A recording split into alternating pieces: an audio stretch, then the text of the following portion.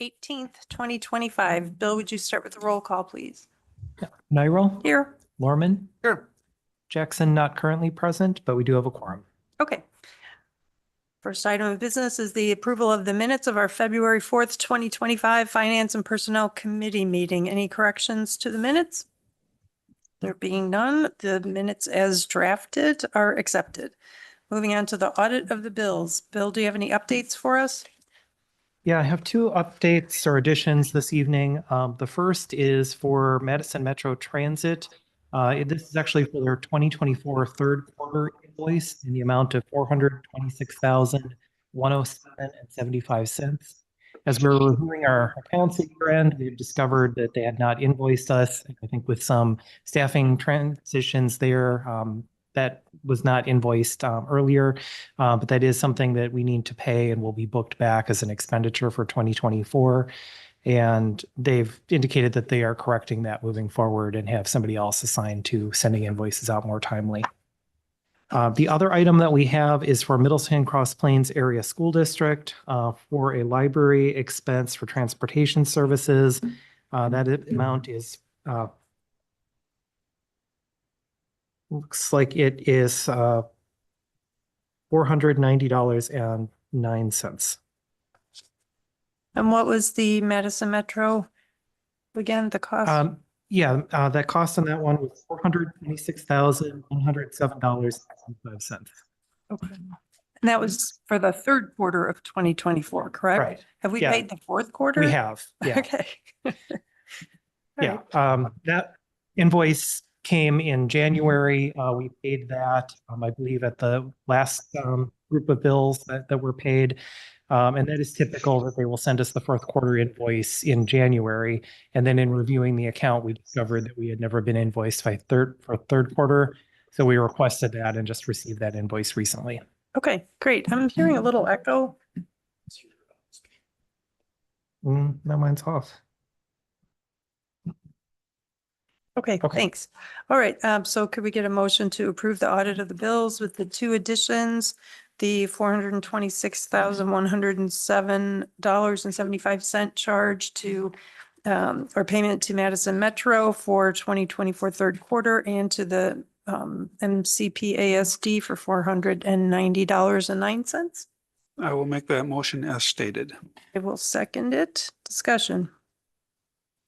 Hearing none, all those in favor of approving the audit of the bills with the two additions referenced, signify by saying aye. Aye. Aye. Any opposed? The ayes have it. Moving on to resolutions, we have just one. This is resolution 2025-13, amending the 2025 approved water utility budget for the Franklin Avenue reconstruction project. And this comes to us from the Public Works Committee. Yes, I guess I'll make the motion first. To approve the resolution 2025-13, amending 2025 approved water utility budget. Okay, I will second that. Discussion. Yep. We had a technical discussion guided by Sean, and really bottom line was the unanimous decision to move forward with this was because sort of since everything's going to be torn up, then fix everything the first time as opposed to maybe cutting some, I don't want to say cutting some corners, but saving some money by not replacing the water hookup all the way to the property at the shutoff valve. And that's it. And it was a unanimous. Great. Thank you for that brief report from Public Works. Okay. All right. There being no further discussion, all those in favor of approving resolution 2025-13, amending the 2025 approved water utility budget for the Franklin Avenue reconstruction project, signify by saying aye. Aye. Aye. Any opposed? The ayes have it. All right, so now we move on to agreements and contracts. I'm going to flag some of these for city attorney review and approval. If I miss any, feel free to speak up at the time. Sure. Okay. And then remember that we are recommending, our motions should take the form of recommend that council approve. So, all right. First one is amendment number 2 to engineering services agreement with Veerbicker for construction phase services for Franklin Avenue reconstruction. And this comes to us from Public Works. All right. And this one needs to be in an amount not to exceed $156,400. No city attorney review or approval? Not on this one, Okay. just 2, 3, and 4, as far as I'm concerned. All right, Norman will make a recommendation for council review. Subject amendment number 2, to engineering services agreement, Okay, and just to be not to exceed the 156,400. Great. Fiscal impact. And just to be clear, you're recommending that council approve this? Approve it. Okay, That's right. thanks. Note, okay, I will second that. Discussion. Hearing none. Nope. All those in favor of recommending that council approve amendment number 2 to engineering services agreement with Veerbicker for construction phase services for Franklin Avenue reconstruction signify by saying aye. Aye. Aye. Any opposed? The ayes have it. Moving on to the rec desk payments agreement. This comes to us from the PRFC. All right, Norman would like to make a motion. Let me just pull it up here so I can have it in front of me. For the Recommend that council. recommendation that council that approve the rec desk payment agreement. Not to a fiscal impact of 3% transaction fee, I guess. And this one is pending city attorney approval, And correct? city attorney approval, okay. Yeah, and I don't think we have a dollar amount for the fiscal impact. So, Yeah. Without this is- objection, It will we'll- depend upon the transactions and so forth. okay, so the motion is to recommend that council approve the rec desk payments agreement pending city attorney review and approval. Do we have a second? This is Jackson, I'll second. Thank you. All right, discussion. I had a couple questions. Kylie, sorry to make you go. Oh, Laura's gonna go. Okay. So my question is, which of the fees in the packet, I was looking at page 22, I think it is, of the packet. Which of those fees will apply to us? Because it does look like, it looks like there are 2 different models, to use their term. One is the flat rate model and one is the service fee model. I actually don't know that. It's the flat rate model. Okay, the flat. So rate. it'll be that 3% across the board. It'll be charged if somebody is paying online for programming. We would pass off that 3% cost. And then if somebody was checking out at concessions or admissions at the pool, we would eat that 3% rate. Okay. Why not be consistent and always charge the extra 3%? We haven't charged the extra 3% at the pool for services or for credit card transaction fees in the past. I think that is something we didn't feel like was a great service to have, like, it's $1, but then you have to pay a transaction fee every time.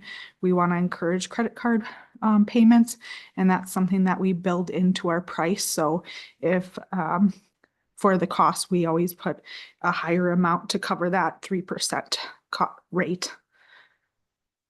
I don't know. Okay. And are people able to register in person and Yep. online? What about through the mail? We don't have any mail-in registration. Okay. We only do online or in person. Mail-in is really tricky with our, if we get a mail-in and a check in the mail or credit card number in the mail, that's not always secure. Mhm. And then by the time we get that, we might hit the full list or what do you call it? Waiting. Waiting list. Well, registration fills up. so- Registration fills up. Okay. Gosh, I'm Um, so sorry. That's okay. And has anybody ever expressed concern about not being able to mail it? Like, I'm just wondering how residents reacted to not being able to register by mail. It's fine with me. I just am curious. Yeah, we changed that. Policy was through the PRFC a couple years ago. And we haven't heard any complaints. I think maybe probably a few that we're used to doing so, but we made sure that they knew other ways or had the support over the phone to ensure they could complete registration. So I think there's probably been like a few or a handful, but nothing I've heard of concerns in the past year or so. Okay, great. Thank you. Any other questions for, Can we pull it back up? can we see the flat rate model again?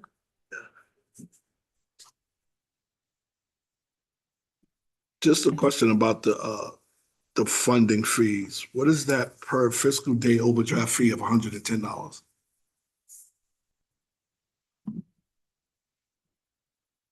This- Per fiscal day over, I would have to check into that a little bit more, but my thought is that,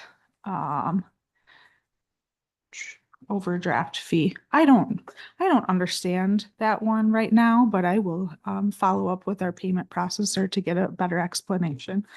Isn't ACH just the method that's used for direct processing, from a person's checking their own account directly as opposed to credit card? So it looks like it would be But where's that? a fee structure based What on line that. is that in?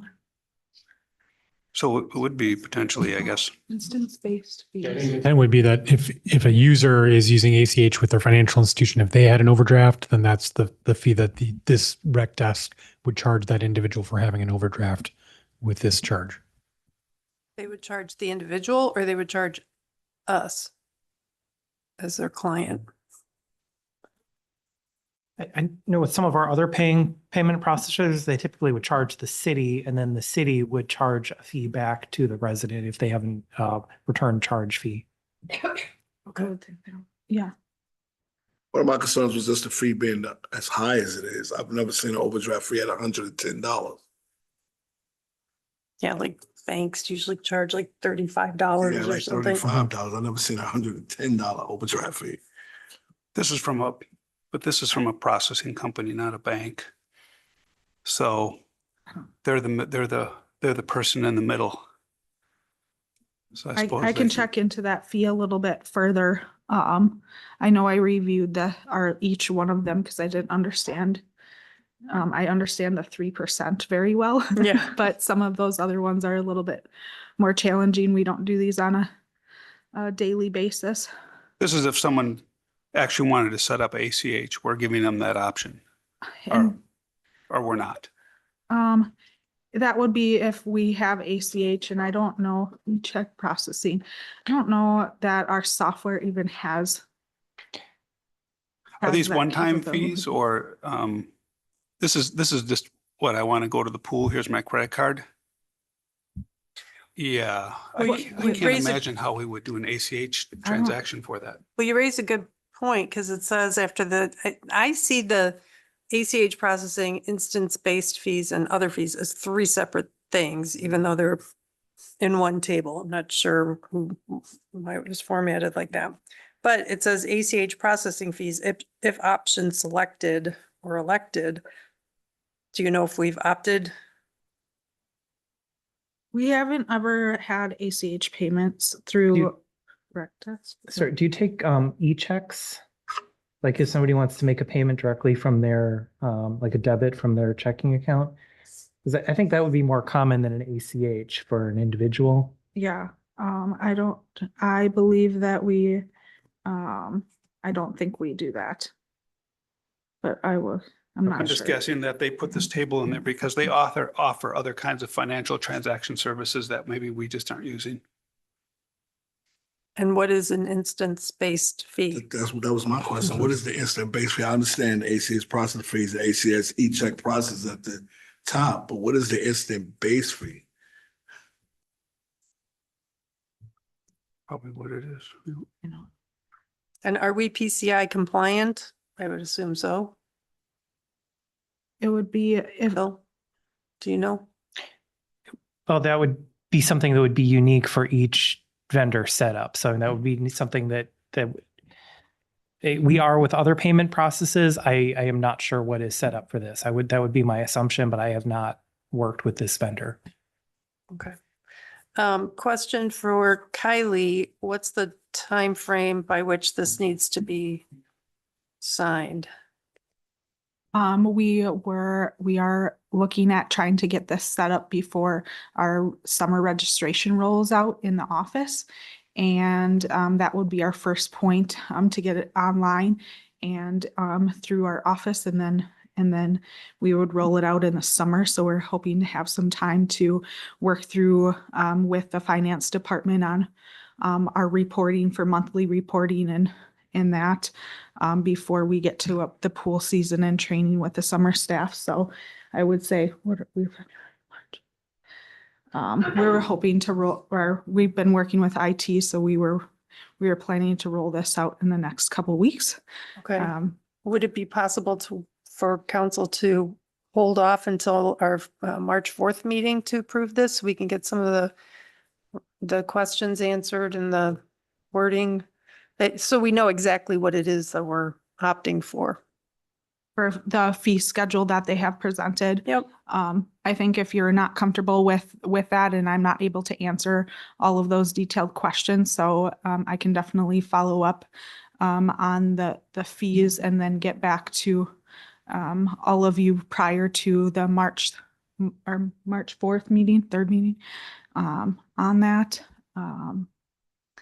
And I then would we be could more look at- comfortable with that since I Mhm. mean, it's not a huge problem, but I just feel like due diligence means we should know exactly what it is that we're signing up for here. So, okay, then I will make a motion to postpone the rec desk payments agreement until the March 4th meeting of Finance and Personnel and the Common Council.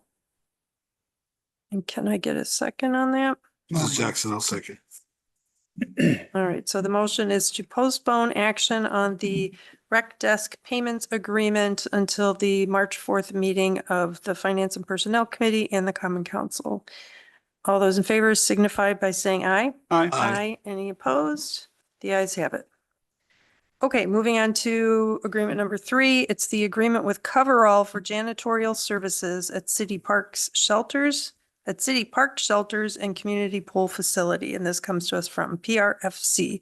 We need this motion to be in an amount not to exceed $39,312 contingent on approval by the city attorney.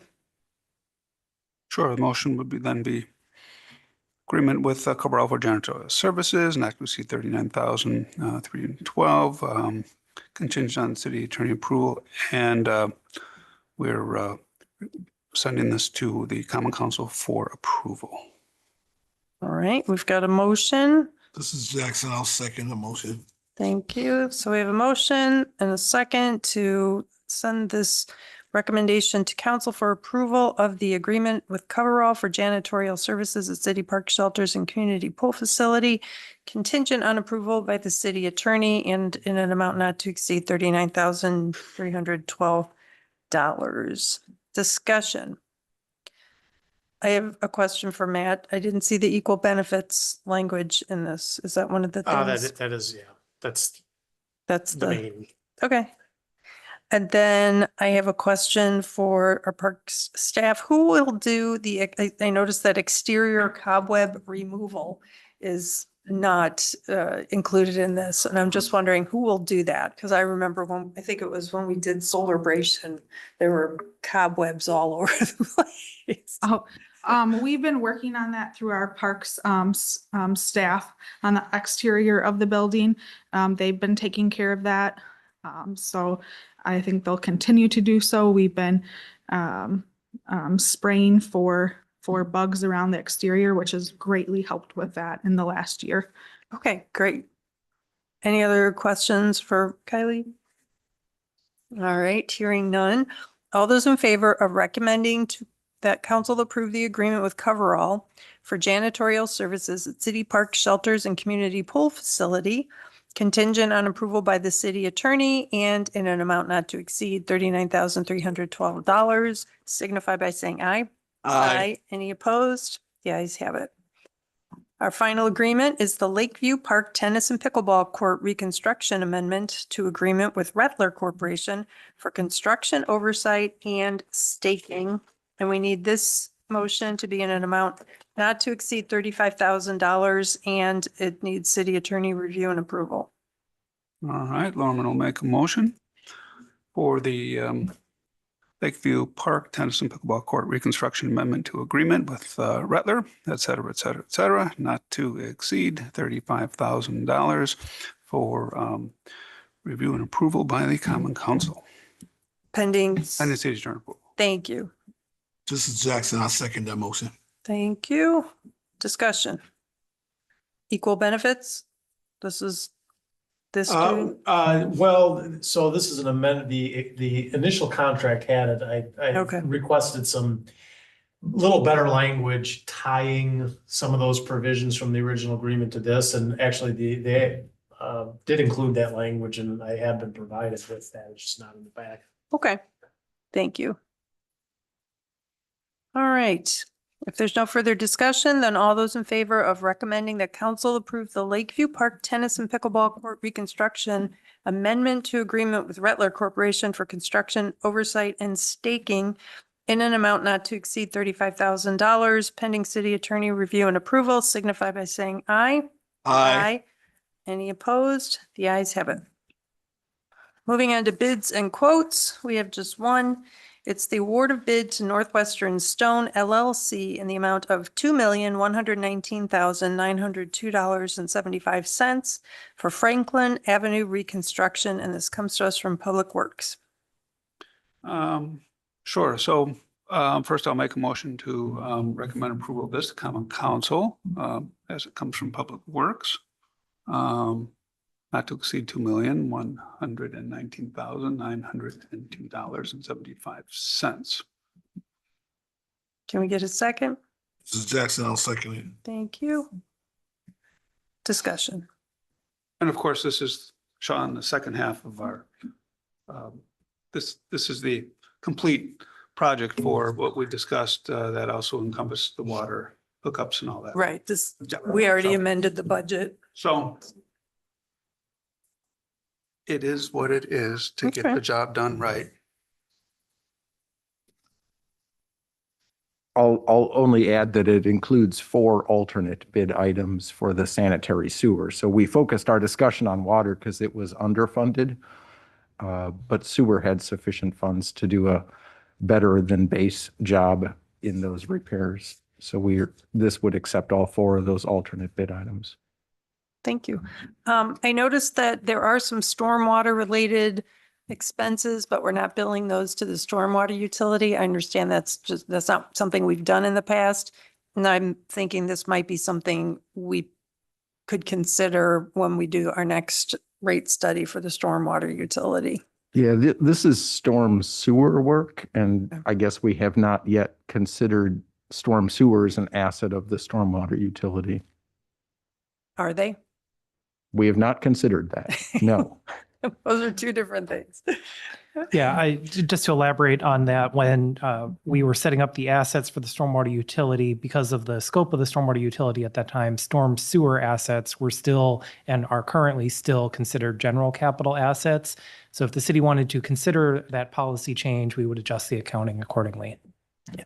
And that's really all that I was getting at is, can they be considered? You know, like, we can't consider our parks to be stormwater assets, but we could consider these. Okay, Could be. all right. I'll make a note for WRMC SW. Et cetera, et cetera. Et cetera, et cetera. There we go. Okay, any further discussion? Hearing none, all those in favor of recommending that council approve the award of bid to Northwestern Stone LLC in the amount of $2,119,902.75 for Franklin Avenue reconstruction, signify by saying aye. Aye. Any opposed? The ayes have it.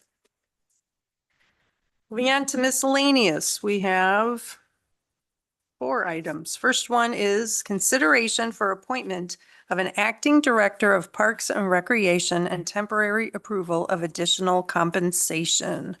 And this comes to us from staff.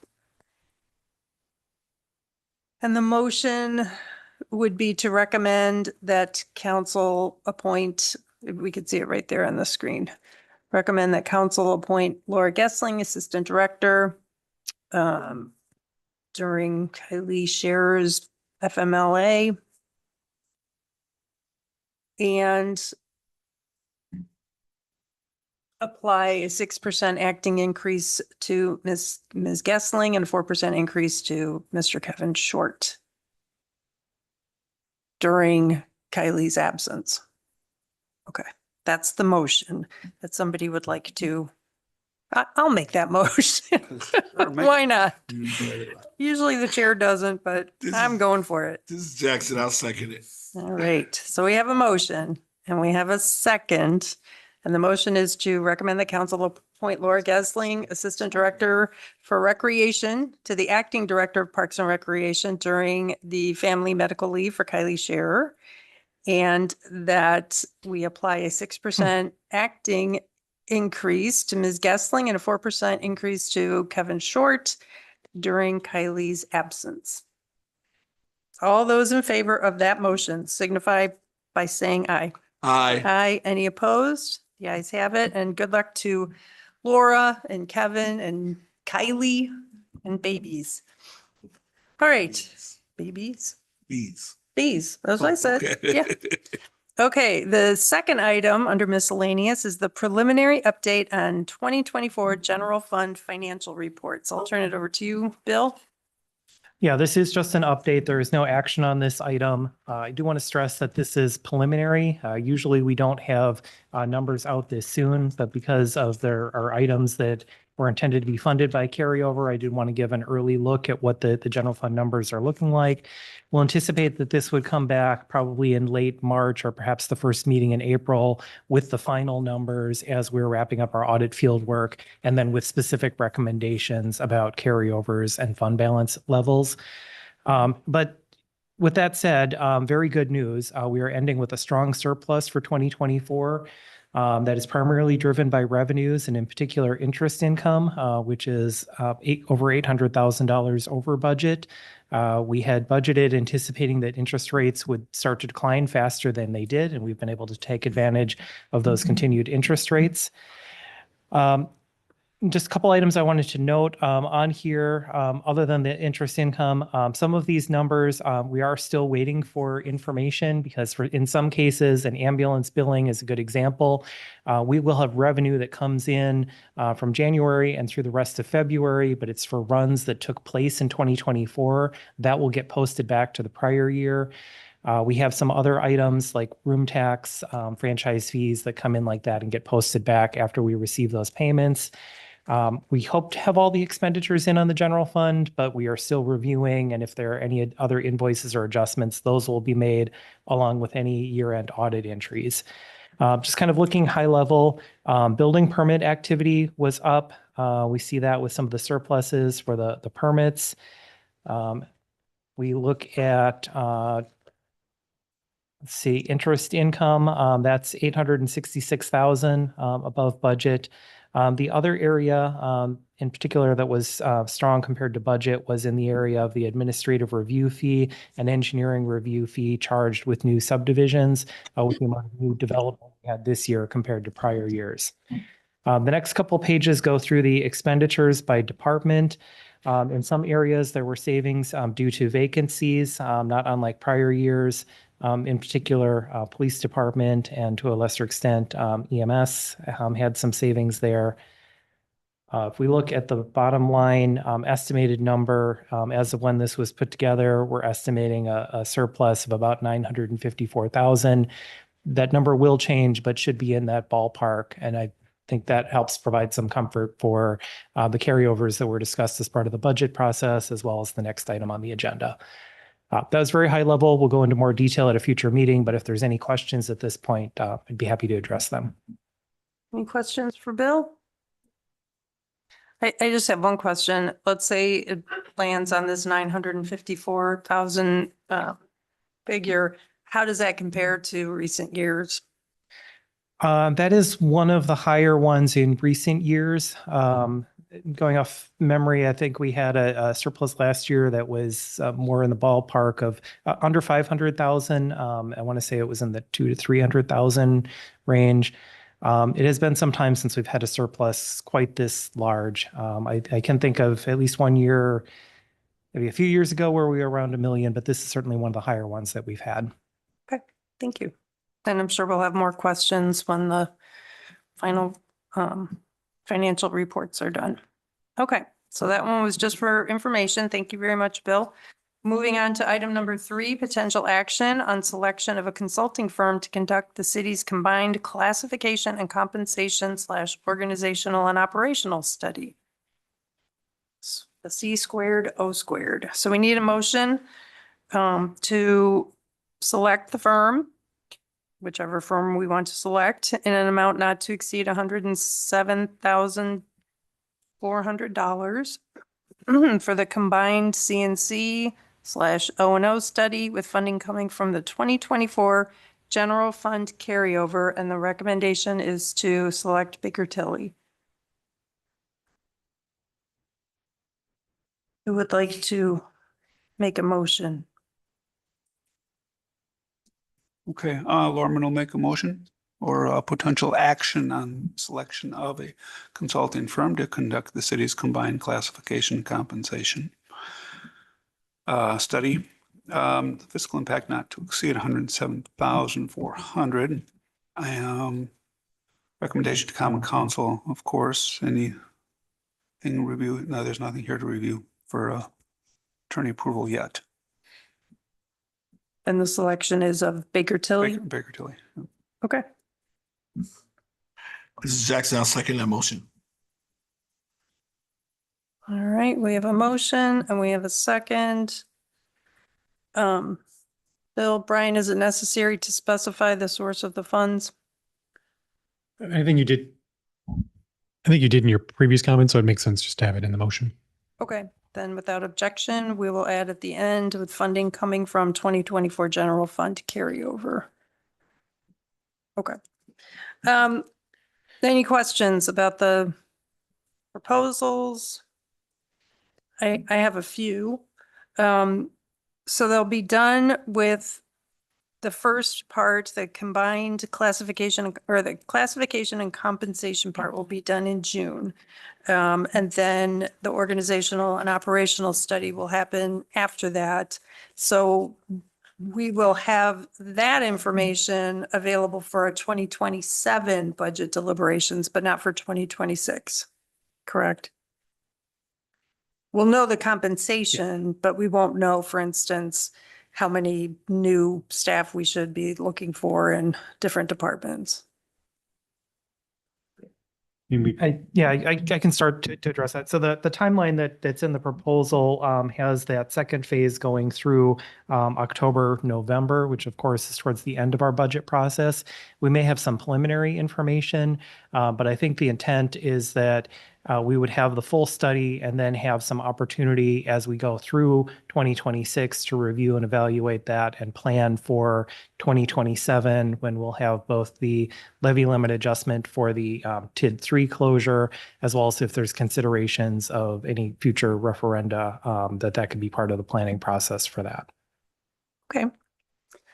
And then on page, I think it's 100, it might be different because there was something extra in there, but basically, will our comp plan and strategic plan be among the documents that they're going to make sure they're connecting? Yeah, I mean, those are our foundational documents, so we'll make sure that they not only have received copies of them, but have read them before they start having that conversation about the organization. Okay. And then I think this must be the timeline. I'm sorry, but it's probably labeled page 100. Well, maybe not. Yeah, it is. There's a reference to a work plan. Oh, that's on the next page. In phase 1, they will finalize a work plan.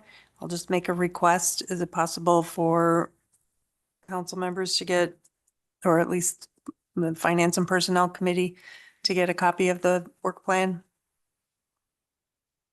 Thank you.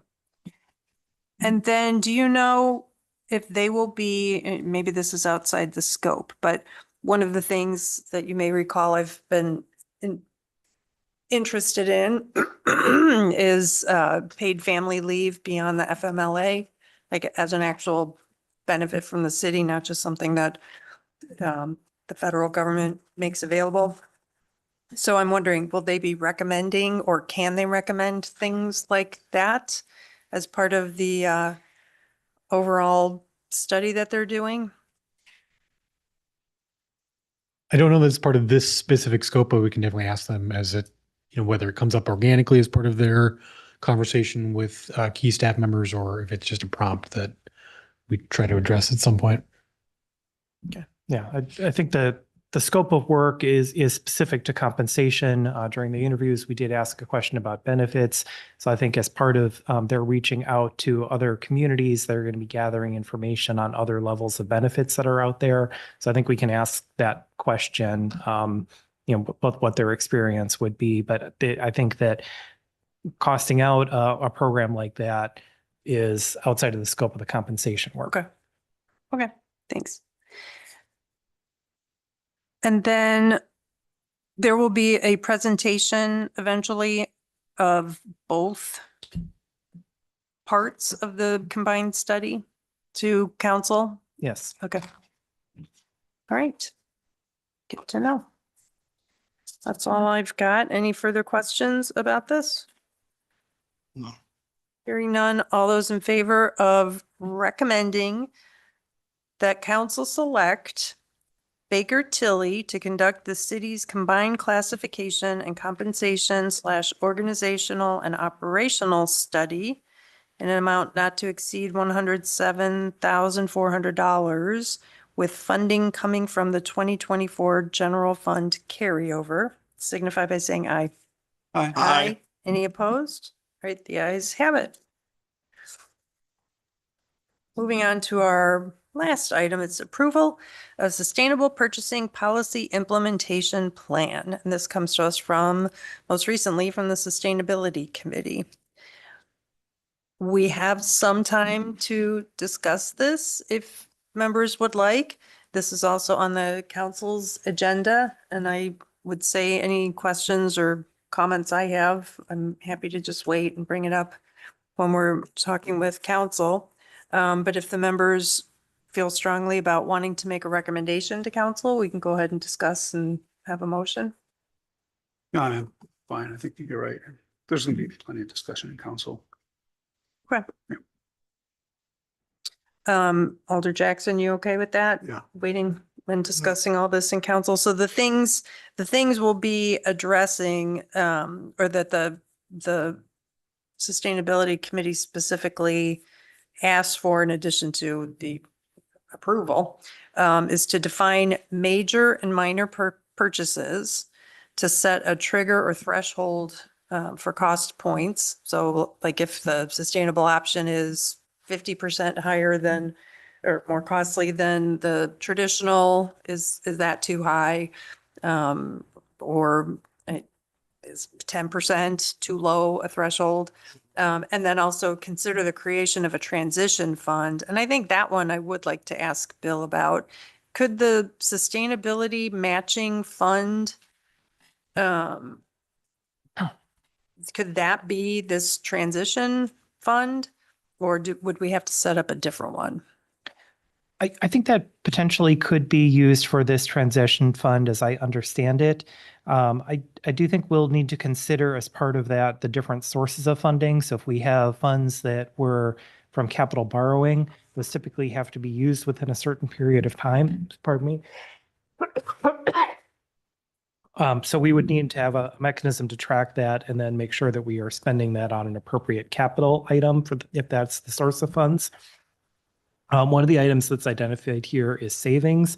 So that would be kind of a question that if we have savings, for example, from the general fund that results in carryover at the end of the year, it would take action from council to then allocate a portion of that carryover into a fund. So I think there are some considerations we'll need to think through for the sources and uses, but in concept, I think there would be a way to do that. Okay, good. And so then things like if we get any money from the federal government through the IRA, if it survives, that those rebates or whatever they're called for municipalities would go back into that fund. Okay. Yep. All right, that sounds good. All right, I'm comfortable waiting if the folks would rather discuss all of this together with the council. Why do it twice? And will Laura Buchholz be here? Okay, that's an even better reason. So we did not have a motion, correct? I guess I'll move to postpone discussion until the council meeting at 7:30. Can I get a second? Norman, second. All those in favor? Aye. Any opposed? All right, so we'll postpone this until then. And we have reached the end of our agenda, so we are adjourned. Thank you.